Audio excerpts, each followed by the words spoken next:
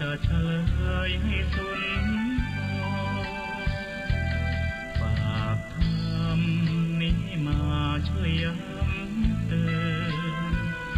อย่าลืมอย่าเลือนน้ำคำที่พร่ำสอน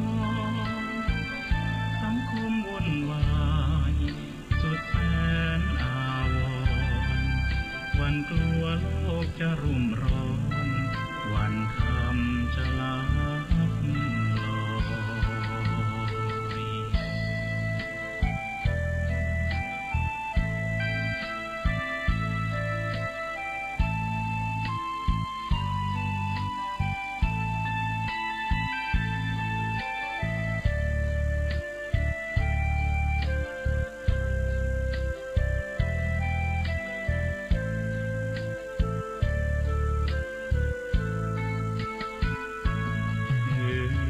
ลอย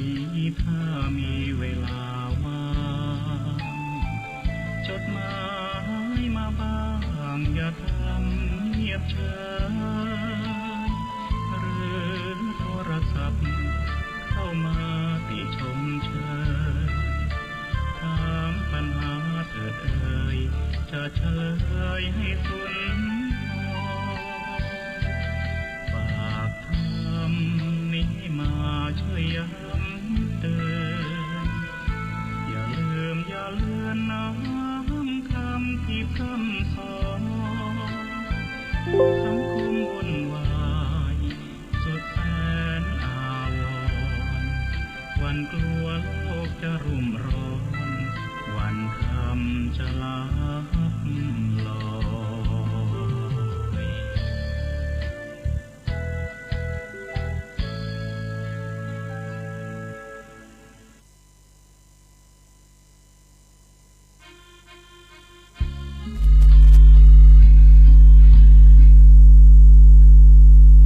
ขอถวายความเคารพแด่พระเถระครูบาอาจารย์พระเจ้าพระสงฆ์เจ้าตนเจ้าองค์ขอเจริญพรกับศรัทธาสาธุชนผู้เข้ามาติดตามรับชมรับฟังรายการเสียงธรรมสารธรรมยามดึกในช่วงเวลายามดึกทุกวันจันทร์วันนี้ก็มาปะกับสารธรรมยามดึกตั้งสถานีวิทยุออนไลน์ของวัดสันทรายในช่วงเวลายามดึกของวันจันทร์ที่24เดือนพฤษภาคมพุทธศักราช2564วันนี้ก็ตรงกับเดือนเข้าเหนือออก13ค่ำศรัทธาสาธุชนทุกท่านก็ขอเชิญผู้รับฟังผ่านทางการลิงก์สัญญาณไปที่สถานีวิทยุวัดไฟหินขึ้น 104.50 เมกะเฮิรตซ์ทุกท่านตัวเข้าสู่รายการสารธรรมยามดึกมาพบมาปะกันวันนี้ศรัทธาญาติโยมที่รับฟังทางสถานีวิทยุออนไลน์ของวัดสันทรายก็ดีหรือรับฟังการลิงก์สัญญาณไปที่สถานีวิทยุวัดไฟหินขึ้น 104.50 เมกะเฮิรตซ์ตัววันนี้ปะกันอาตมาภาพพระครูวรสุตเขตเจ้าวาดวัดสันทรายตำบลสิงห์เย็นอำเภอชัยประการจังหวัดเชียงใหม่ก็ทำหน้าที่นำสารธรรมนำฝากกับทุกท่านในยามดึกกันอย่างนี้ทุกวันจันทร์เนาะเอาปะกันยามดึกของวันจันทร์แต่วันปกติทั่วไปก็ปะกันในช่วงเวลาพระค่ำยามคืนเฉพาะวันจันทร์เอาปะกันตอนดึกเพราะว่ามีการลิงก์สัญญาณไปที่สถานีวิทยุวัดไฟหินตัวบางข้องก็ว่าจะได้ถึงจัดดึกก็เพราะว่าช่วงเวลาเพิ่นมีตอนดึกนะญาติโยมจนดึกมันจะว่าง ก็เลยจัดตอนดึกวันนี้ปะกันในยามดึกกันใจก็วันนี้13ค่ำแล้วนะญาติโยมพวกนี้ก็14ค่ำพวกนี้เป็นวันโกนแล้ววันโกนแล้วก็วันถัดไปวันพุธก็จะเป็นวันวิสาขบูชาวันวิสาขบูชาวันคล้ายวันประสูติตรัสรู้ปรินิพพานแห่งองค์สมเด็จพระสัมมาสัมพุทธเจ้าองค์พระบรมศาสดาติ่งเฮาทุกท่านนั้นกราบไหว้เคารพสักการะบูชาก็ ถือว่าเป็นวันสำคัญแล้วก็องค์การสหประชาชาติก็กำหนดให้วันวิสาขบูชาเป็นวันสำคัญสากลของโลกตัวนะญาติโยมทุกท่านก็ยิ่งมีความสำคัญเพิ่มขึ้นไปแห่มเอาในฐานะที่เป็นพุทธศาสนิกชนจึงสมควรอย่างยิ่งที่จะต้องทำหน้าที่ของเขาหน้าที่ที่เกิดขึ้นโดยความเคารพศรัทธาเรื่อมใสของเขานั่นก็คือการทำหน้าที่ของความเป็นพุทธศาสนิกชนในวันสำคัญอย่างนี้ก็บ่ควรที่จะละเลยหน้าที่ละเลยโอกาสของเขา1 ปี 1 ครั้งศรัทธาญาติโยมผ่านปีนี้ไปปีหน้าก็โหได้จะได้ว่าเขาจะปะกับวิสาขบูชาแห่มเพราะบัดแน่เขาอาจจะไปบ่ถึงวันวิสาขบูชาก็อาจจะหมดลมหายใจกันไปของอย่างนี้มันบ่แน่นะญาติโยมเนาะบ่แน่อย่างที่ว่าแน่ๆมันยังบ่แน่นะญาติโยมนะอย่างที่ว่าแน่ๆยังบ่แน่ฉะนั้นก็เมื่อมีโอกาสก็จะไปปล่อยโอกาสนั้นให้มันเลือนหายไปก็ทำหน้าที่ของพุทธศาสนิกชนของเราถึงแม้ว่าในยามนี้เราจะทำกิจกรรมอย่างก็ยากลำบากน้อยในช่วงของโควิดญาติโยมก็แต่ก็มีสิ่งที่เราก็พึงประพฤติปฏิบัติทำกันได้น้อยญาติโยมเนาะทำกันได้แล้วก็ปีนี้ก็สำคัญไปแห่มก็คือตรงกับเป็งพุธตัววิสาขบูชาตรงกับวันพุธตัวนะญาติโยมเนาะก็เป็นเป็งพุธซึ่งเป็นประเพณีวัฒนธรรมของเมืองเหนือของเราเป็งพุธปีหนึ่งบางทีก็มี1 ครั้งบางทีก็มี2นะญาติโยมวันนี้ก็เอามาปะกันตรงกับวันวิสาขบูชาแล้วก็ดังนั้นยังเป็นช่วงเปิ้นห้องว่า ราหูเนาะราหูอมจันทร์ในศรัทธาญาติโยมเนาะราหูอมจันทร์ตัวติงมีอย่างเหตุการณ์หลายอย่างเกิดขึ้นในวันวิสาขบูชาที่ใกล้จะถึงนี้นะญาติโยมก็ตังโหราศาสตร์บางพองก็ออกมากันว่าเปิ้นบดีออกจากบ้านนะ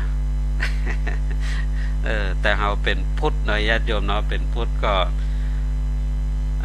เอาธรรมะของพระพุทธเจ้าเนาะเป็นหลักในการประพฤติปฏิบัติของเราก็ทำหน้าที่ของพุทธศาสนิกชนกันเนาะญาติโยมเวียนเทียนประพฤติปฏิบัติธรรมกันก็เป็นไปตามโอกาสเวลาที่เราได้พบได้ปะกันอย่างนี้ก็อนุโมทนากับทุกท่านตัวหน้าที่เข้ามาติดตามรับชมรับฟังเข้ามาแล้วก็ช่วยกันกดไลค์กดแชร์กันไปตัวแล้วก็คอมเมนต์ทักทายอุจจาสนทนากันเข้ามาได้ในยามดึกวันนี้สำหรับท่านที่รับฟังตั้งการลิงก์สัญญาณไปที่สถานีวิทยุวัดไฟหินขึ้น 104.50 เมกะเฮิรตซ์ตั้งอำเภอเมืองเชียงใหม่ก็เดี๋ยวรอในช่วงท้ายๆรายการเนาะเดี๋ยวจะได้เปิดสายหน้าใหม่โทรศัพท์กันเข้ามาอุจจาสนทนากันได้อนุโมทนากับโยมเกษรินยอดคำร้านรองเท้าสีสุรัตน์ราชบุรีเข้ามาติดตามรับชมรับฟังขออนุโมทนาโดยขอบคุณท่านพระครูกัลยาณกิจจานันท์ตั้งวัดทานน้ำงามเนาะเข้ามาติดตามรับชมรับฟังอนุโมทนากับโยมสิทธิพรยาชัยเข้ามาติดตามรับชมรับฟังในช่วงเวลานี้ตัวเนาะเข้ามาแล้วก็ช่วยกันกดไลค์กดแชร์กันไปตัวเนอในยามดึกๆอย่างนี้ก็มาอยู่เป็นคู่เป็นเกมกันก็ว่าในเรื่องของวิสาขบูชาเนาะศรัทธาญาติโยมเป็นวันสำคัญซึ่งก็เรียกกันว่าเป็นวันพระพุทธเพราะเป็นวันที่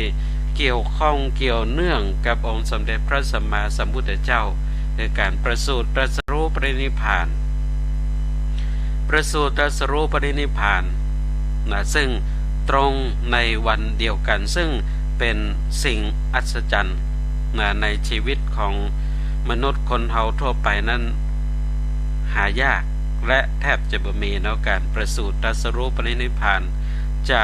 มาตรงในวันเดียวกันอย่างนี้จึงถือว่าเป็นวันสำคัญแล้วก็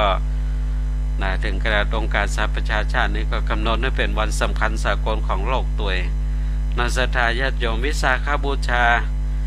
สำคัญกันอย่างใดบางพ้องก็ว่ามันคนเฮาจะมีการเกิดการได้ประสบความสำเร็จในการเรียนรู้การ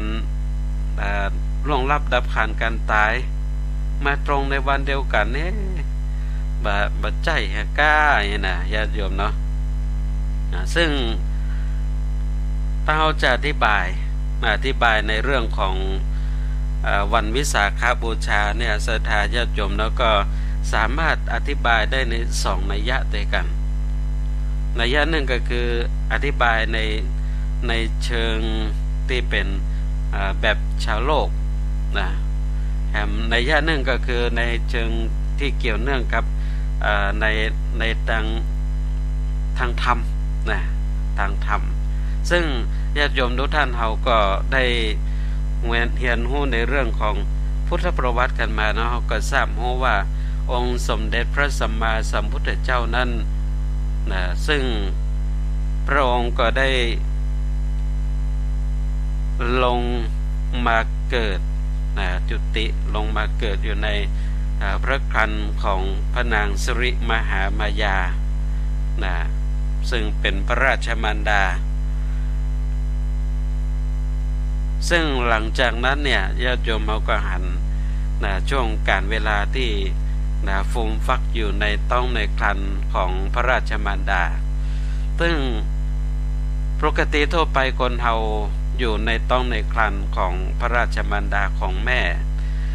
ในต้องในครรภ์ของแม่เขาเนี่ยเนาะคนเฮาทั่วไปก็9 เดือน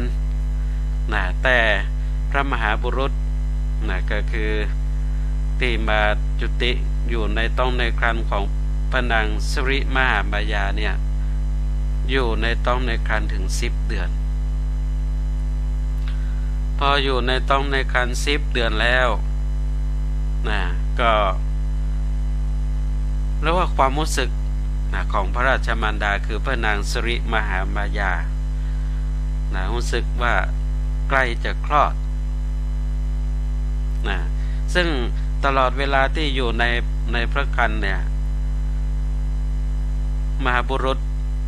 ที่อยู่ในต้องในครรภ์ก็บ่ทำให้พระราชมารดานั้นได้ตุกก็อย่างคือต้องครรภ์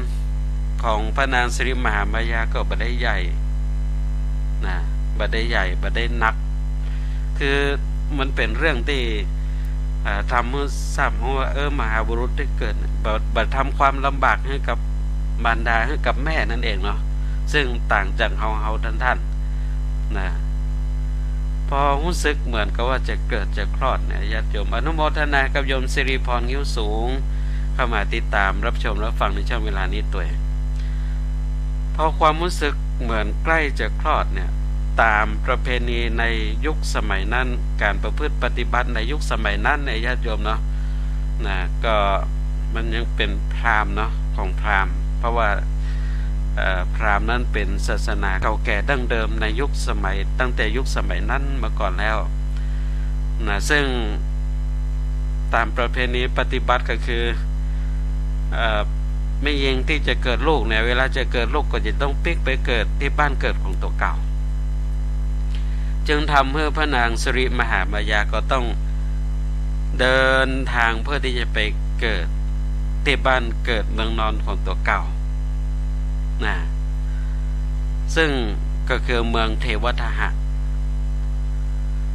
ก็จึงเดินทางเพื่อที่จะไปเมืองเทวทหะในระหว่างเดินทางเนี่ยญาติโยมเนาะไปถึงที่สวนลุมพินีซึ่งสวนลุมพินีเนี่ยเป็นสถานที่ที่อยู่กึ่งกลางระหว่างเมืองกบิลพัสกับเทวทหะเป็นถ้าจะเรียกก็คือสวนสาธารณะเป็นที่พัก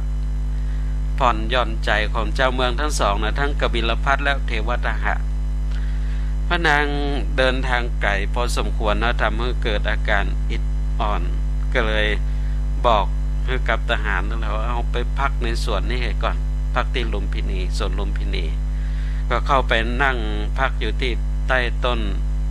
ไม้ นะปืนต้นไม้เนี่ยญาติโยมเนาะพอไปนั่งที่ปืนต้นไม้ปรากฏว่านั่งสักกำรู้สึกเหมือน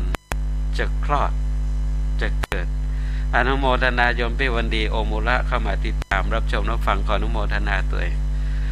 นะเข้ามาแล้วก็ช่วยกันกดไลค์กดแชร์กันไปตัวนึงคนละแชร์นะช่วยกันแชร์ต่อไปตัวเองพอรู้สึกเหมือนจะเกิดจะคลอดเนี่ยก็ลุกขึ้นยืนเอามือกำกิ่งไม้นะไม้สาระนะกำกิ่งไม้สาระเอาไว้สักกำก็คลอดออกมาคลอดง่ายขนาดญาติโยมนะบ่เจ็บบ่ปวดนะเป็น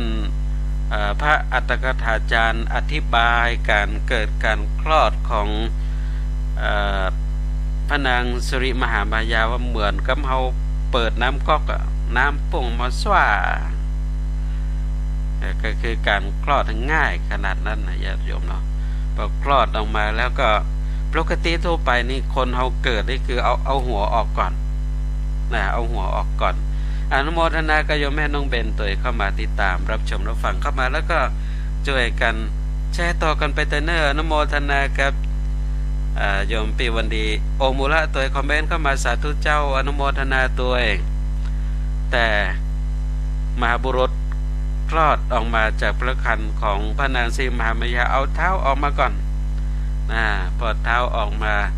เกิดออกมาเรียบร้อยสามารถที่จะหรือว่าพอคลอดออกมาเสร็จหรือว่าปุ๊บเนี่ยญาติโยมเพิ่นกล่าวกันว่ามีท่อน้ำร้อนน้ำเย็น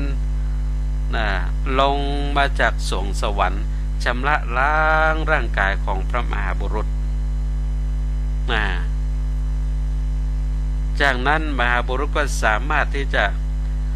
ดำเนินก็คือเตียวไปได้7-9นี่แหละญาติโยมเนาะเตียวไปได้7-9พร้อมกับได้ตัวเนาะเปล่งอาสพิวาจาเขาเป็นผู้ประเสริฐที่สุดเขาเป็นผู้เลิศที่สุดชาตินี้เป็นชาติสุดท้ายของเขาแล้วนะได้ตัวเนี่ยศรัทธาญาติโยมมันนี่คือกล่าวในเรียกว่าในนัยยะในทางโลกการเกิดของเจ้าชายสิทธัตถะนั่นก็คือตรงกับวันเนี้ยญาติโยมนะวันวิสาขบูชาวันแรม15วันขึ้น15ค่ำเดือน6ขึ้น15ค่ำเดือน6ซึ่งเป็น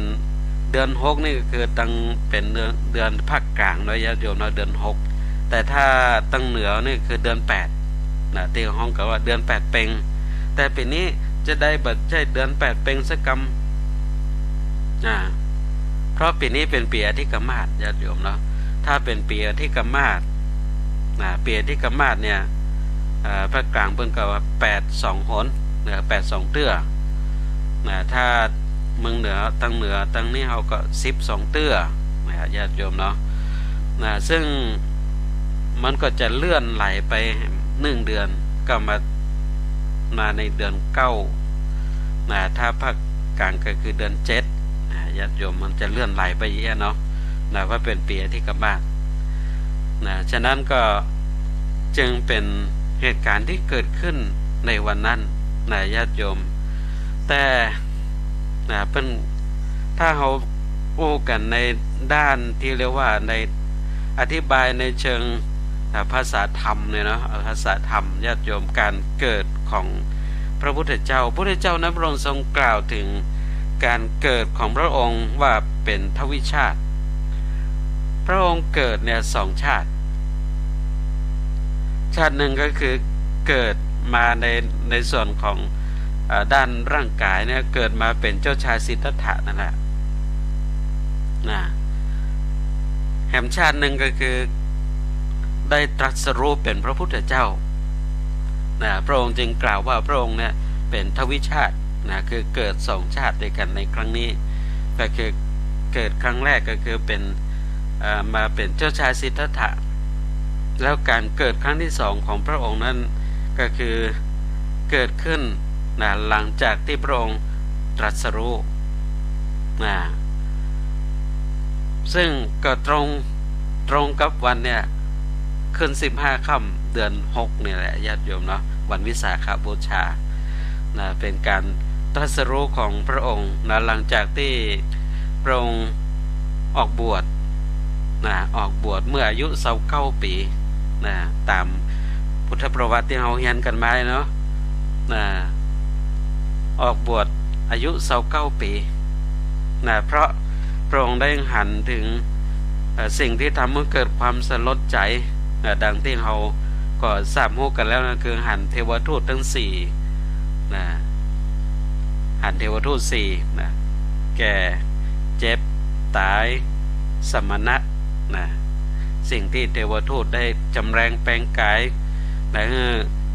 ได้หันแล้วทำให้เกิดความสลดใจและสลดใจยิ่งไปกว่านั้นก็คือหลังจากที่พระองค์กลับจากการประพาสอุทยานแล้วนะจะเข้าบ้านเข้าเมืองแล้วจะผ่านประตูเมืองนะทหารที่เฝ้าประตูเมืองก็กราบทูล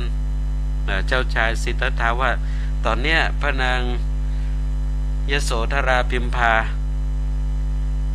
พระมเหสีนั้นได้ประสูติพระโอรสแล้วพระเจ้าข้า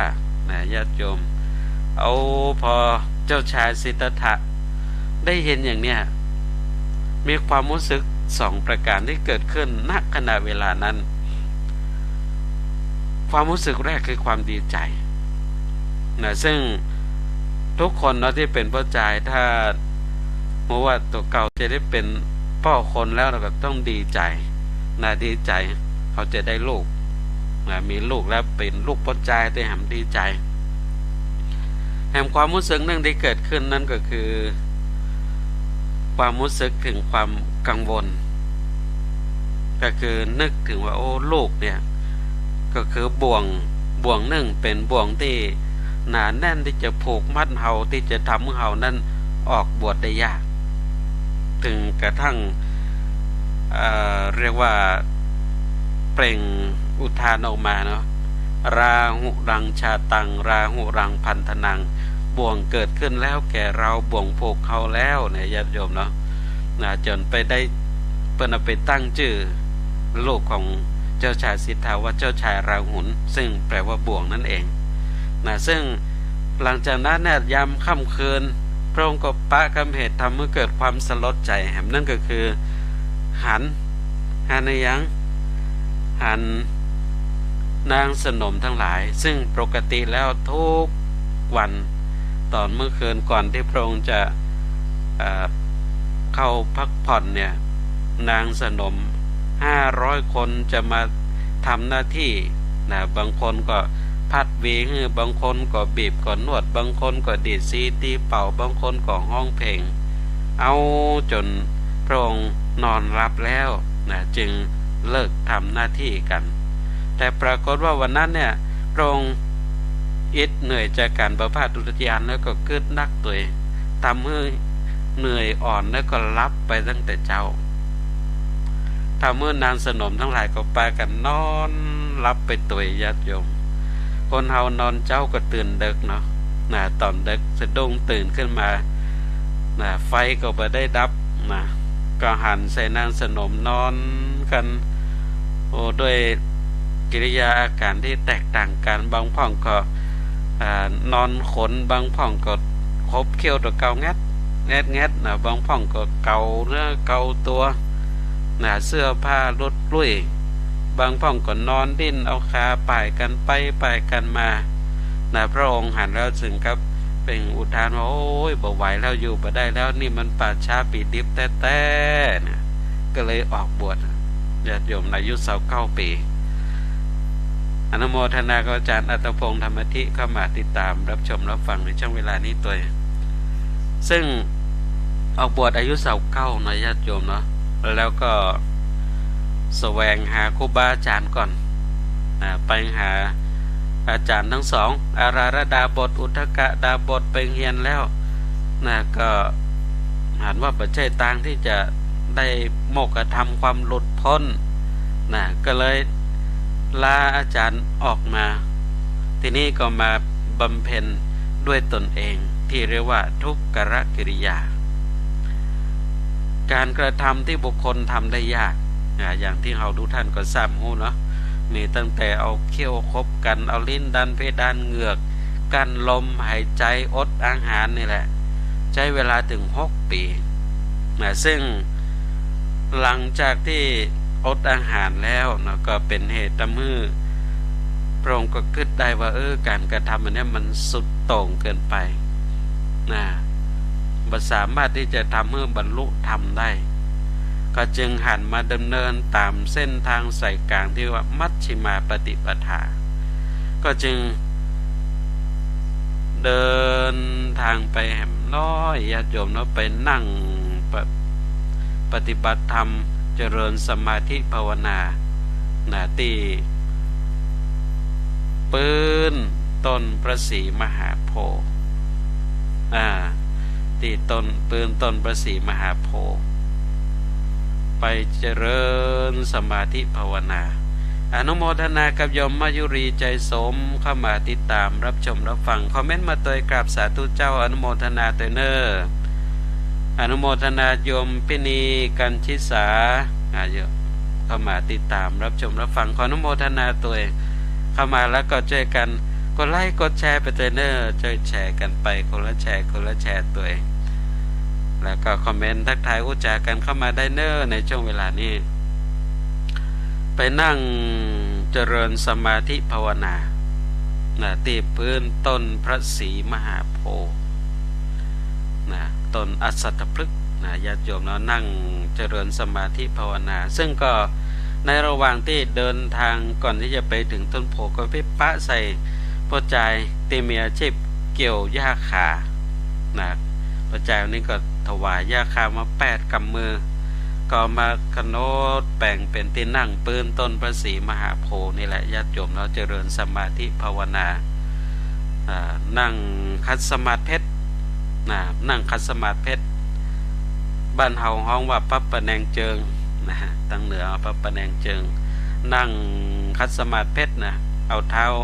กระลัดกันในญาติโยมซึ่งใครทำได้นี่สุดยอดนะญาติโยมเนาะถ้าลองทำมาเด้อเนาะนั่งคัดสมาธิเอาเท้ากระลัดกันนี่นะกำเดียวอะไรญาติโยมเนาะปวดเป็นสว่าละแต่นั่นหมายถึงใจอันเด็ดเดี่ยวของพระพุทธเจ้าเด็ดเดี่ยวแต่ในญาติโยมถ้าเป็นครูบาอาจารย์นั่นก็หันจะมีหลายตนหลายองค์แต่ก็ที่ทราบหูหันชัดเจนนั่นก็คือหลวงปู่สิมพุทธจโรที่เชียงดาวเนี่ยเนาะศรัทธาญาติโยมที่เชียงดาวปู่สิมนี่ก็จะนั่งคัดสมาธิเพชรซึ่งแสดงถึงจิตใจที่เด็ดเดี่ยวมั่นคงพระองค์นั่งคัดสมาธิเพชรเจริญสมาธิภาวนาอธิษฐานใจว่าตั้งแต่นี้ไปถ้าหากว่าตราบใดที่เรายังได้โมกขธรรมความหลุดพ้นนี่ก็จะบรรลุจากที่นั่งนี้ถึงแม้ว่าเนื้อหนังเลือดจะแห้งหมดไปจากร่างกายก็จะบรรลุจากที่นั่งนี้แน่วแน่มั่นคงนั่งเจริญสมาธิภาวนาจนได้ฌานที่1ที่2ที่3นี่แหละญาติโยมแล้วก็ถูกมารเข้ามารบกวนมารเข้ามารบกวนพญามารพญาวัสวดีมาราธิราชมารนี่แหละเข้ามารบกวนเนาะแต่ก็สุดท้ายก็สามารถที่จะเอาชนะพระวิริยะแล้วก็บารมีขององค์สมเด็จพระสัมมาสัมพุทธเจ้าได้นะก็พ่ายแพ้กลับไป ทำเมื่อพระองค์ก็เจริญสมาธิภาวนาจนได้ทำลายประหัตประหารกิเลสเนื้อมดไปซึ่งก็นั่นแหละศรัทธาญาติโยมเราทำให้พระองค์ก็ตรัสรู้ถ้าถามว่าองค์สมเด็จพระสัมมาสัมพุทธเจ้าพระองค์ตรัสรู้ด้วยธรรม ที่ชื่อว่าอย่างนั่นก็คืออริยสัจสี่อริยสัจสี่คือธรรมที่องค์สมเด็จพระสัมมาสัมพุทธเจ้าทรงตรัสรู้ทุกข์สมุทัยนิโรธมรรคที่กล่าวถึงไปเมื่อยำแรงปากค่ำยำคืนของมัตตวานี่แหละญาติโยมเนาะว่าอริยสัจสี่นี่แหละคือธรรมที่องค์ตรัสรู้แล้วก็เป็นธรรมที่ว่าเป็นวิทยาศาสตร์นะที่ทำให้ทนต่อการพิสูจน์เนาะธรรมะของพุทธเจ้าคำสอนของพระเจ้านี่ทนต่อการพิสูจน์ทันสมัยและใหม่เสมอจนกระทั่งนักวิทยาศาสตร์อัลเบิร์ตไอน์สไตน์นั้นกล่าวไว้เลยว่าพุทธศาสนาในอนาคตการเบื้องหน้านั้นจะต้องเป็นศาสนาที่ทนต่อการพิสูจน์ทดลองซึ่งก็กล่าวว่าศาสนานั้นก็คือศาสนาพุทธนะญาติโยมนะเพราะว่าคำสอนของพระพุทธเจ้าในสิ่งที่พระองค์ตรัสรู้นั่นก็คืออริยสัจสี่นั้นเป็นวิทยาศาสตร์นะมีเหตุมีผลนั่นแหละญาติโยมเนาะทุกเป็นผลสมุทัยเป็นเหตุนะแล้วก็นิโรธเป็นผลแล้วก็มรรคมันก็เป็นเหตุนะเนี่ยหลักเหตุหลักผลนะศรัทธาญาติโยมทำให้พุทธศาสนาเนี่ยเป็นศาสนาของวิทยาศาสตร์ตอนนี้จึงทำให้พุทธศาสนาเนี่ยไปเจริญในต่างประเทศในเมืองที่พัฒนาแล้วอย่างสหรัฐอเมริกาต่างๆเหล่านี้นะญาติโยมเนาะสหรัฐประเทศอังกฤษตามไปเรื่อยนะถึงรัสเซียรัสเซียนี่ท่านอาจารย์ศาสตราจารย์ดร.มนตรีนะซึ่งก็เป็นพระไทยของเขาเนี่ยนะอยู่เป็นคนภาคใต้ไปนำพุทธศาสนาไปทางรัสเซียนะก็หันคนรัสเซียเข้าวัดกันญาติโยมนะไปนั่งไหว้พระสวดมนต์เจริญสมาธิภาวนาเพราะว่าพุทธศาสนานั้นเป็นวิทยาศาสตร์นะซึ่งสามารถพิสูจน์ได้ทดลองได้ตลอดเวลาจึงทำให้คำสอนของพระพุทธเจ้านั้นทนต่อการพิสูจน์ทดลองและก็เป็นคำสอนที่ทันสมัยและใหม่เสมอในทุกยุคทุกการทุกสมัยใจได้ตลอดเวลาดังนั้นเนี่ยพระองค์พอตรัสรู้ด้วยอริยสัจสี่แล้วนั่นแหละญาติโยมจึงเรียกกันว่าพระองค์ได้ประสูติได้เกิดเป็นครั้งที่สองสมกับที่พระองค์กล่าวถึงว่าพระองค์เกิดเป็นทวิชาติชาติแรกก็คือครั้งแรกก็คือเกิดมาในเรียกว่ากายเนื้อกายเนื้อได้เป็นเจ้าชายสิทธัตถะแล้วก็พอตรัสรู้ก็เกิดเป็นชาติหนึ่งก็คือเกิดในเรียกว่าท่านเรียกกันว่าธรรมกายเนาะญาติโยมเนาะกายธรรมเกิดขึ้นกายธรรมเกิดขึ้นเป็นพระพุทธเจ้าเป็นพระอรหันตสัมมาสัมพุทธเจ้าที่เราเคารพกับไหว้สักการะบูชาเนี่ยศรัทธาญาติโยมการ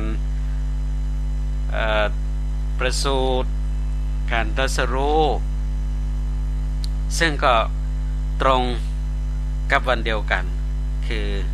วันเพ็ญเดือน6ส่วนการปรินิพพานของพระองค์การปรินิพพานของพระพุทธเจ้านั้นศรัทธาญาติโยมก็ต้องกล่าวว่าปรินิพพานของพระพุทธเจ้านั้นปรินิพพานทั้งเพราะว่าพระองค์เป็นทวิชาติเนาะญาติโยมเนาะการปรินิพพานของพระองค์นั้นก็คือในการที่พระองค์พอตรัสรู้เสร็จเรียบร้อยเนี่ยกิเลสทั้งหลายทั้งมวลของพระองค์นั้นหมดสิ้นแล้วดับหมดสิ้นแล้วก็จึงเรียกว่าเข้าสู่ปรินิพพานคือความดับความเย็นในเวลานั้นจึง ฮ้องกันว่าพระองค์ประสูติตรัสรู้ปรินิพพานในวันเพ็ญเดือน6ตรงในวันเดียวกันส่วนการปรินิพพานของพระองค์แห่งครั้งหนึ่งก็คือการดับขันธปรินิพพานคือร่างกายเนื้อกายหยาบที่พอไปถึงวันเพ็ญเดือน6เหมือนกันเนาะแต่เป็นช่วงเวลาที่พระองค์มีพระชนมายุได้80ปี80พรรษา80ปีซึ่งพระองค์ก็ได้ปรินิพพานก็คือการที่ว่ากายเนื้อกายหยาบนี่แหละญาติโยมเนาะได้เวลาที่จะต้องคืนสู่ธรรมชาติพระองค์ปรินิพพานแล้วก็ดังที่เราทราบรู้เหตุการณ์ต่างๆที่เราได้เรียนพุทธประวัติกันมาแล้วหลังจากที่พระองค์ปรินิพพานแล้วก็มีการจัดพระบรมศพของพระองค์ซึ่งก่อนที่พระองค์จะนิพพานเนี่ยพระอานนท์ก็ได้ทูลถามพระองค์ว่าถ้าพระองค์ปรินิพพานแล้วถ้าพระองค์ปรินิพพานแล้วอาจจะจัดการงานศพงานพระบรมศพของพระองค์อย่างใดพระองค์ก็ได้บอกกับพระอานนท์ว่าจัดการพระบรมศพของพระองค์ให้เหมือนกับพระเจ้าจักรพรรดินั่นก็คือมีการเตรียมที่บรรจุพระบรมศพของพระองค์ใจไม้หอมใจไม้หอมมาไม้จันเนี่ยเนาะไม้หอมไม้จันนี่แหละมาทำเป็นโรงที่จะบรรจุพระบรมศพของพระองค์เสร็จเรียบร้อยส่วนร่างกายของพระองค์นั้นก็ใช้ผ้าทนไฟผ้าทนไฟที่ว่าผ้าสิงคิวันแล้วก็ห่อหุ้มตอนแรกนั้นก็คือใช้สำลีสำลีจุบน้ำมันหอมรอบหนึ่งแล้วก็ผ้าทนไฟผ้าสิงคิวันเนี่ยพัน1รอบแล้วก็เอาสำลีทับแหมแล้วก็ใช้ผ้าสิ่งที่วันในทับแหม7รอบศรัทธาญาติโยมแล้วก็ใส่ไว้ในโรงที่บรรจุพระบรมศพแล้วก็ใส่น้ำมันหอมลงไปแหมญาติโยมเนาะใส่น้ำมันหอมลงไปแหมแล้วก็ปิดศรัทธาญาติโยมปรากฏว่าในเวลาที่กำลังจะทำการประชุมเพลิงพระบรมศพณเวลานั้นเนี่ยปรากฏว่าจุดไฟเผาจะได้ไฟก็ต้องมันลุกบ่ไหม้ศรัทธาญาติโยมเนาะมันลุกบ่ไหม้จนทราบรู้ต่อมาว่าเพราะว่าเทวดาที่มีความเคารพในพระมหากัสสปะพระมหาเถระนั้นมีความประสงค์อยากจะให้พระมหากัสสปะเนี่ยท่านมาเคารพพระบรมศพให้ก่อนซึ่งก็เลยต้องรอจนถึง7 วันรอ7 วันซึ่งก็มาถึงเวลาที่พระมหากัสสปะมาถึงก็ก้มลงกราบต่อเบื้องพระบาทของพระพุทธเจ้ากราบ3 ครั้งเสร็จเรียบร้อยก็ไฟลุกไหม้ขึ้นเองศรัทธาญาติโยมเนาะซึ่งก็เป็นสิ่งที่เราทุกท่านก็ได้ทราบรู้ถึงพุทธประวัติจากการเรียนรู้ต่างๆต่างที่เราทุกท่านได้เรียนรู้กันมาเนี่ยศรัทธาญาติโยมแล้วก็จะเห็นได้ว่าบางช่วงบางตอนนั้นก็กล่าวถึงเรื่องที่เป็นอิทธิปาฏิหาริย์ต่างๆที่เกิดขึ้นแต่เราพอไปถึงเนื้อแห่งความเป็นจริงเนื้อธรรมต่างๆแล้วมันก็ทำให้เรานั้นได้หันถึงสิ่งที่องค์สมเด็จพระสัมมาสัมพุทธเจ้านั้นเมื่อครั้งที่พระองค์ทรงมีชีวิตอยู่พระองค์ก็ทรง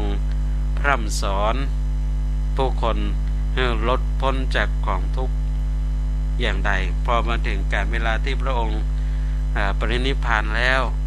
พระองค์ก็ใจพระวรากายของพระองค์นั้นเป็นครูสอนเราอยู่ตลอดเวลาแม้กระทั่งมาถึงณขณะเวลานี้ผ่านมา 2,500 กว่าปีเนี่ยญาติโยมเนาะ2,500 กว่าปีพระองค์ก็ยังพร่ำสอนเราอยู่ตลอดเวลาทั้งพระธรรมคำสอนทั้งหลายที่มีอยู่แล้วก็เป็นสัจธรรมอย่างยิ่งที่เกิดขึ้นในรูปของสิ่งที่เป็นพระพุทธปฏิมาที่ปั้นกันอยู่นั่นก็เป็นเครื่องสอนจิตเตือนใจของเราอยู่ตลอดเวลาเอาละถึงเวลานี้ศรัทธาญาติโยมที่ฟังตั้งสถานีวิทยุวัดไฟหินถ้าจัดโทรศัพท์เข้ามาก็เจิญได้เนอในค่ำคืนยามดึกวันนี้เนาะ0898523498 เนอศรัทธาญาติโยมที่ฟังอยู่ตั้งสถานีวิทยุวัดไฟหินขึ้น 104.50 เมกะเฮิรตซ์ถ้าจะโทรศัพท์เข้ามาพูดจาสนทนากันในยามดึกวันนี้ก็โทรมาได้เนอโทรมาได้ในช่วงเวลานี้ก็เปิดสายหน้าใหม่เป็นที่เรียบร้อยเอาแล้วเสียงสายแรกในยามดึกวันนี้เข้ามาแล้วนะญาติโยมเนาะท้าย4560เจริญพรสาธุโยมก็ไม่ได้ความรู้เยอะเลยนะคะมันก็ตอนที่เรียนมามันก็ได้ความรู้ระดับนึงนะคะแล้วก็ได้มาฟังอาจารย์ที่เนี่ยก็มันมีความรู้มากตอนนั้นนะคะโยมตั้งไม่เรียมเนาะใช่ค่ะน้องปุ๊กที่ค่ะสาธุตัวแล้วก็นั่งปักผ้าไปด้วยนะคะแล้วก็ฟังไปตัวนะคะนั่งปักผ้าไปตัวเนาะดีละได้ประโยชน์เนาะ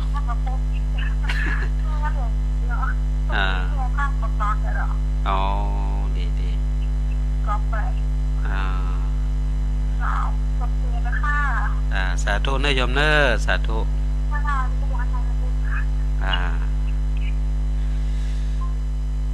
เสียงสายแรกในยามดึกวันนี้เนาะยามดึกวันนี้ก็เสียงสายจากญาติโยมตังแม่ริมตังแม่ริมก็โทรศัพท์เข้ามาอุจาสนทนาก็รับฟังตังสถานีวิทยุวัดไฟหินเนาะขึ้น 104.50 เมกะเฮิรตซ์ก็โทรศัพท์เข้ามาว่าเคยเรียนพุทธประวัติมาในคราวที่เป็นนักเรียนได้เรียนมาก็ได้ความรู้ระดับหนึ่งมาฟังวันนี้ก็ได้เพิ่มมาแหมก็เป็นรายละเอียดที่นำเสนอกับทุกท่านได้รับฟังกันในแง่มุมต่างๆเนาะในเรื่องขององค์สมเด็จพระสัมมาสัมพุทธเจ้าซึ่งก็ถ้าเราจะศรัทธาเราจะเคารพก็ต้องเกิดขึ้นด้วยปัญญาเห็นหูของเราตัวนะญาติโยมเนาะบางป้องก็ก็ศรัทธาก็คือศรัทธาแต่บางทีก็ยังขาดปัญญาตัวมาเปิ้นจึงว่าถ้ามีแต่ศรัทธาแล้วบ่มีปัญญาตัวนั้นบางทีมันจะกลายเป็นงมงายซึ่งเขาก็จะสังเกตหันได้ว่าญาติโยมในเรื่องของหลักธรรมต่างๆเนี่ยหลักธรรมต่างๆถ้าขึ้นต้นด้วยปัญญาจะลงถ้าขึ้นต้นด้วยศรัทธาจะลงท้ายด้วยปัญญาฉะนั้นเนี่ยศรัทธากับปัญญานะมันต้องมาด้วยกันนะญาติโยมถ้ามีแค่ศรัทธาคือความเชื่ออย่างเดียวแล้วบ่มีปัญญาตัวนี้จะเป็นงมงายบิดดีบดีจะโดนปหลอกได้ญาติโยมเนาะโดนหลอกโดนจุกันไปสปะสปันอย่างที่ว่านี่แหละญาติโยมเนาะก็เพราะมันมีแต่ศรัทธาแต่มันยังขาดปัญญาอย่างที่หันคร่าวๆกันเนาะญาติโยมเรื่องของที่ว่ามี พระศรีอริยเมตไตรอย่างเกิดขึ้นอย่างนี้นะญาติโยมก็มีคนเชื่อเนาะญาติโยมเนาะมีคนเชื่ออยู่ แต่มันก็เป็นศรัทธาที่มันยังขาดปัญญาแหละญาติโยมก็คือเราก็ทราบรู้กันเนาะว่าพระศรีอริยเมตไตรนี่ก็จะเป็นพระพุทธเจ้าพระองค์ที่5ในภัตตกัปนี้ซึ่งมันยังหมดใจเวลาญาติโยมเนาะเราก็รู้กันอยู่แหละว่ามันยังหมดใจเวลาเพราะว่าโดยที่เราพอทราบรู้กันคือในศาสนาของพระพุทธเจ้าพระองค์ที่4เนี่ยพระโคตมะโคดมที่เรากราบไหว้บูชาเนี่ยจะอยู่ได้ถึง 5,000 ปีแต่ตอนนี้ยังไม่ถึง 5,000 ปีเลยเนาะ2,500 กว่าปียังค้างเวลาแต่เมื่อญาติโยมแล้วพระศรีอริยเมตไตรจะลงมาได้จะได้ญาติโยมเนาะถ้าเราเกิดถึงเพียงแค่รักมือมันก็บ่น่าเชื่อแล้วแหละญาติโยมเนาะมันก็บ่น่าเชื่อ มันก็บ่น่าเชื่อเพราะว่าหลังจากสิ้นยุคสมัยของพระพุทธเจ้าพระองค์ปัจจุบันเนี่ยพระองค์ที่4เนี่ยญาติโยมก็บ่ใช่ว่าจะเกิดยุคศาสนาของพระศรีอริยเมตไตรขึ้นปุ๊บเลยมันยังมีอันตรกัปคือระหว่างที่ยังบ่มีพระพุทธเจ้าพระองค์ที่5ในระหว่างนั้นเนี่ยก็จะมีพระพุทธเจ้ามาเหมือนกันแต่เป็นพุทธเจ้าที่เปิ้นฮ้องว่าอยู่ในช่วงระหว่างที่รอจะมีพระพุทธเจ้าพระศรีอริยเมตไตรเกิดขึ้นญาติโยมเนาะที่เปิ้นฮ้องว่าพระปัจเจกพุทธเจ้านั่นก็คือพระเทวทัตเนี่ยเนาะที่ตอนนี้ก็ยังอยู่ในมรณโลกอยู่นี่แหละญาติโยมเนาะยังไม่ถึงเวลาพอหมดกรรมจากมรณโลกก็จะเกิดมาแล้วก็เป็นพระปัจเจกพุทธเจ้าในระหว่างภัตตกัปนั้นหลังจากนั้นจึงเข้าสู่ยุคสมัยของพระศรีอริยเมตไตรพุทธเจ้าพระองค์ที่5ในภัตตกัปนี้ซึ่งเป็นยุคสมัยที่เรียกว่ามีแต่ความสุขสมบัติพดขึ้นทั้ง4มุมเมืองอย่างที่ว่าเนี่ยเนาะญาติโยมเนาะคนจะมีหน้าตาผ่องใสคนจิตใจดียิ้มแย้มแจ่มใสบ้านเมืองมีความสุขเนี่ยญาติโยมในยุคสมัยของพระศรีอริยเมตไตรแต่ยังบ่มาถึงเตื้อยังบ่มาถึงเตื้ออนุโมทนากยมลาบขมหน้าโรงพยาบาลแม่ออนก็มาติดตามรับชมรับฟังขออนุโมทนาตัวยังรอให้เมื่อญาติโยมเนาะเฮายังจะตายแล้วเกิดเนี่ยโมสักกี่ชาติเลยญาติโยมเนาะมาปั้มเป่งบารมีมาสั่งสมบุญเพื่อที่จะปรารถนาที่จะไปถึงยุคสมัยเกิดในยุคสมัยของพระศรีอริยเมตไตรฉะนั้นอันนี้ศรัทธาถ้ามีแต่ศรัทธาแล้วมันขาดปัญญาจะเป็นอย่างนี้มันจะกลายเป็นงมงายเป็นว่ายังก็เชื่อเพิ่นไปหมดทั้งที่นึกถึงหลักต่างๆที่เพิ่นกล่าวถึงกันมันก็น่าจะคบคิดพิจารณาได้จะไปได้ถูกเพิ่นหลอกก็ได้ง่ายๆถ้ามีศรัทธาแต่ขาดปัญญามันจะโดนหลอกกันอย่างเงี้ยศรัทธาญาติโยม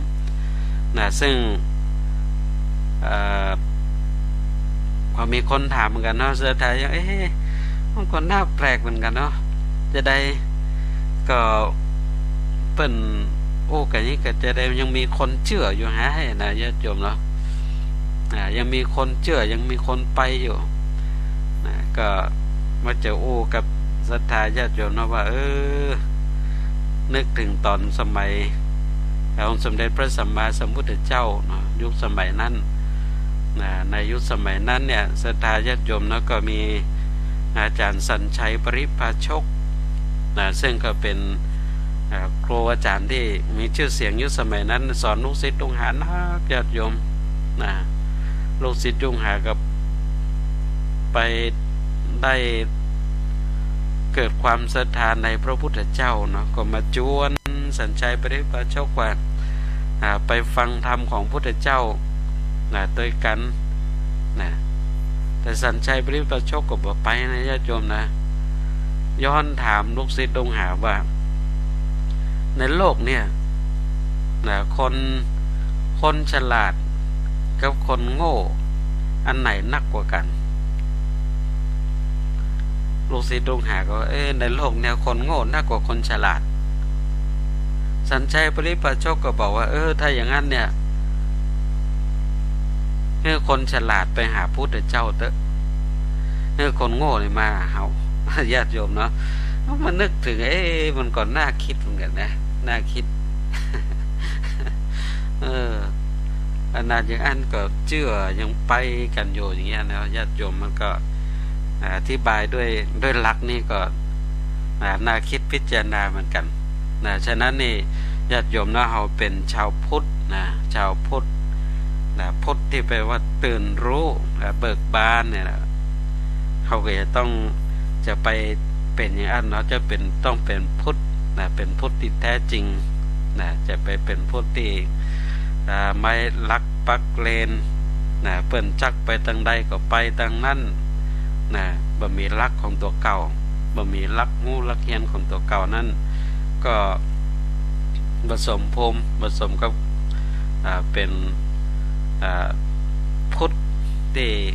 มีพระพุทธเจ้าซึ่งเป็นพระองค์ที่กล่าวถึงเน้นย้ำในเรื่องของปัญญาแล้วก็กล่าวถึงศักยภาพในความเป็นมนุษย์ของเขาที่จะพัฒนาตัวเก่าเนาะศรัทธาญาติโยมฉะนั้นใกล้ถึงวันวิสาขบูชาแล้วเนอะศรัทธาญาติโยมเนาะก็ศรัทธาญาติโยมที่รับฟังอยู่จะโทรศัพท์เข้ามาก็เจอเนอะวันนี้นะเจอได้กำลังเข้ามาสายเดียวอยู่เนาะท่านใดจะโทรเข้ามาเจอได้เนอะ0898523498ท่านที่รับฟังทางสถานีวิทยุทางวัดไฟเห็นตำบลสุเทพเมืองเชียงใหม่เนาะที่ฟังอยู่จะโทรศัพท์เข้ามาก็เจอได้เนอะ0898523498 0898523498เนอะศรัทธาญาติโยมวันนี้รับกันละก้าบาทไปโทรเข้ามาโยมแม่ตั้งสันทรายตั้งสลับปีตั้งสันกำแพงตั้งวังเหนือลำปางตั้งบ้านทิละปูนฟังกันอยู่ก็ถ้าฟังกันอยู่ก็โทรเข้ามาเนอในช่วงเวลานี้ใกล้จะหมดเวลาแล้วใกล้จะหมดเวลาแล้วก็ว่าลาบกันไปแล้วก็ยามเด็กใจเนาะญาติโยมเนาะท่านใดฟังกันอยู่โทรมาเนอ0898523498เนาะญาติโยมทุกท่านก็ได้กล่าวถึงเนาะใกล้จะถึงวันวิสาขบูชากันแล้วเนาะญาติโยมเนาะวันพรุ่งนี้เป็นวันโกนแล้วพรุ่งนี้เป็นวันโกนวันถัดไปก็จะเป็นวันวิสาขบูชาก็เชิญชวนศรัทธาญาติโยมทุกท่านทำหน้าที่ของความเป็นพุทธศาสนิกชนกันเนาะเป็นวันของพระพุทธเจ้าวันวิสาขบูชาพระพุทธเจ้าที่เฮากราบไหว้สักการะบูชาจะไปละลืมหน้าที่ของเฮาทำหน้าที่กันเนาะทำบุญสุนทานทำบุญตักบาตรไหว้พระสวดมนต์เจริญสมาธิภาวนากันเพื่อถวายเป็นพุทธบูชาซึ่งการบูชาดังที่เราก็ทราบรู้กันเนาะว่าองค์สมเด็จพระสัมมาสัมพุทธเจ้านั้นกล่าวถึงการบูชามี2อย่างก็คืออามิสบูชากับปฏิบูชาซึ่งใน2อย่างนั้นองค์สมเด็จพระสัมมาสัมพุทธเจ้าพระองค์ทรงสรรเสริญในส่วนของปฏิบูชาคือการปฏิบัติบูชาพระองค์ก็คือการปฏิบัติธรรมไหว้พระสวดมนต์สวดโยโกห้องเจริญสมาธิภาวนาเอาละเสียงสายนี่เจริญพรไม่ค่ะเจ้าก็ฟังอยู่แถวหน้าโรงพยาบาลนครศรีเนาะอ๋อเจ้าได้ข้อมูลเป็นหลักเนาะเจ้าก็หาสวดมนต์เป็นเปิดช่วงที่แล้วก็สวดมนต์เป็นตัวเจ้าแล้วก็มาเปิดพอกันเนาะสาธุเจ้าของเห็นให้เป็นน้อยแล้วจนมันใจเนาะใจ าธุ สาธุนะเจ้า สาธุนะโยมเนอ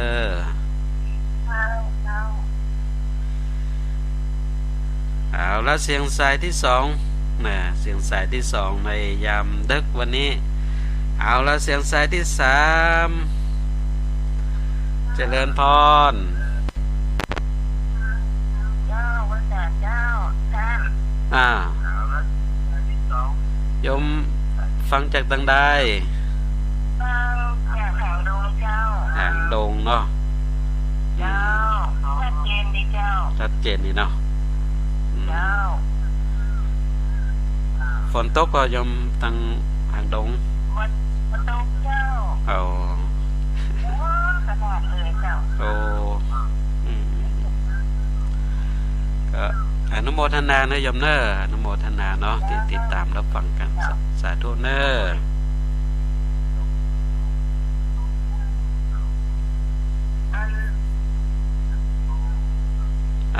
ยังไม่ขอถามหลวงพ่อก่อนอันที่พระพุทธเจ้าว่าปรินิพพานเมื่อไหร่พระเจ้าพระเจ้าปรินิพพานก็เนี่ยวันวิสาขบูชานะวันเพ็ญเดือน6เหมือนกันอ๋อเพ็ญเดือน6ไม่เนาะใช่สาธุเนอแม่เนอไม่จ่าเจ้าเจริญพร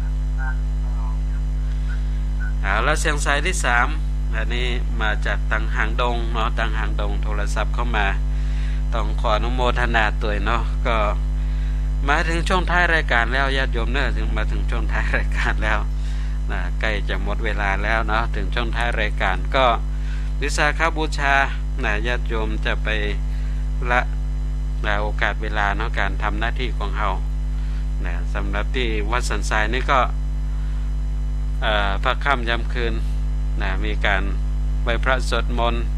นะเวียนเทียนนะกันตามปกตินะญาติโยมเนาะปกติที่บอกปกติก็คือ มีการทำตามมาตรการต่างๆการคัดกรองอย่างทั้งหมดนะญาติโยมเนาะแล้วก็ตรงกับเป็งพุทธตัวก็จะมีการตักบาตรเป็งพุทธตัวนะก็มีการสวดมนต์บูชาพระอุปคุตขอโจกพระอุปคุตนะถึงเที่ยงคืนก็ทำบุญตักบาตรกันนะญาติโยมเนาะหลังเที่ยงคืนไปก็ทำหน้าที่ของความเป็นพุทธศาสนิกชนกันจะเองเนาะญาติโยมทุกท่านนั้นโมทนากับโยมสิงแก้วนันสุเนาะเข้ามาติดตามรับชมรับฟังในช่วงเวลานี้ตัวนะก็ทำหน้าที่กันนะในความเป็นพุทธศาสนิกชนของเราเต็มที่เต็มกำลังนะญาติโยมเนาะนะถึงแม้ว่าจะทำยากทำลำบากในช่วงเวลานี้นโมทนาโยมวันดีวงปวนได้แชร์ต่อไป1แชร์เนาะขอนโมทนาตัวในยามโควิดกันจะอีกก็อย่างก็ลำบากแต่ก็ต้องทำเนาะต้องทำเป็นหน้าที่นะที่เราจะละเลยกันมาได้ในฐานะเป็นพุทธศาสนิกชนนะของเราปีหนึ่งครั้งหนึ่งนะญาติโยมเนาะก็ทำหน้าที่กันไปนะก็มาถึงช่วงเวลาสุดท้ายสุดกันจะอีกแล้วเนาะก็คงจะได้เวลาที่จะนำรายการสารธรรมยามดึกจากลาท่านผู้ฟังกันไปด้วยโอกาสเวลาเพียงเท่านี้นะวันนี้อาตมาภาพพระครูวรสุตตเขตเจ้าวาดวัดสันทรายตำบลสีดงเย็นอำเภอชัยประการจังหวัดเชียงใหม่ก็ทำหน้าที่นำสารธรรมนำฝากกับทุกท่านเอาแหมสายสุดท้ายหน่อยญาติโยมเนาะสายสุดท้ายไหนๆก็โทรมาแล้วเจริญพรไหว้ตาเจ้าสาธุรับฟังอยู่เด้อม่วนดีเข้าใจดีเจ้าโยมฟังจากตังใดฮะฟังจากดอยสะเก็ดเจ้าตังดอยสะเก็ดเจ้าอนุโมทนาเน้อโยมเน้อเจ้าติดตามรับฟังทุกวันจันทร์เน้อโยมเน้อเจ้าไหว้ตาเจ้าสาธุแล้วสายสุดท้ายสุดแต่นะญาติโยมเนาะจากตังดอยสะเก็ดนะดอยสะเก็ดเป็นว่าเด็ดสกอยดอยสะเก็ดนะขออนุโมทนาตัวเดี๋ยวก็มาฟังกัน ติดตามรับฟังกันได้เนาะในทุกวันจันทร์ยามดึก4 ทุ่มถึง5 ทุ่มเนอญาติโยมทุกท่านนะวันนี้ก็ต้องขออนุโมทนากับทุกท่านขอบพระคุณพระเถระครูบาอาจารย์พระเจ้าประสงค์ยุตนโยองตัวที่เข้ามาติดตามรับชมรับฟังแล้วก็ขออนุโมทนากับศรัทธาญาติโยมทุกท่านที่เข้ามาติดตามรับชมรับฟังกดไลค์กดแชร์คอมเมนต์ทักทายพูดจาสนทนากันเข้ามาในช่วงการเวลานี้ตัวแล้วก็อนุโมทนากับศรัทธาญาติโยมที่รับฟังตั้งสถานีวิทยุวัดฝ่ายหินตำบลสุเทพอำเภอเมืองเชียงใหม่ 104.50 เมกะเฮิรตซ์ตัวแล้วก็ได้รับฟังกันถ่ายทอดสดผ่านทางเพจของสถานีวิทยุวัดฝ่ายหินตัวแล้วก็ได้รับฟังผ่านทางการสตรีมมิ่งไลฟ์สดทางช่อง YouTube ของสถานีวิทยุวัดฝ่ายหินตัวนะที่ติดตามรับชมรับฟังกันนะก็ขออำนาจคุณพระศรีรัตนตรัยแล้วก็สิ่งศักดิ์สิทธิ์ทั้งหลายคนบุญกุศลที่ศรัทธาญาติโยมทุกท่านได้บำเพ็ญประกอบกระทำบำเพ็ญให้เป็นไปจนได้กลับกลายเป็นมรปัจจัยเป็นวัฏจัยหนุนส่งถึงทุกท่านให้ได้ประสบพบกับความสุขความเจริญเจ้าดีมีใจอยู่เย็นเป็นสุขเหมือนกันทุกท่านทุกคนและขอทุกท่านจงเจริญในธรรมให้องค์สมเด็จพระสัมมาสัมพุทธเจ้ายิ่งขึ้นไปก็ขอเจริญพร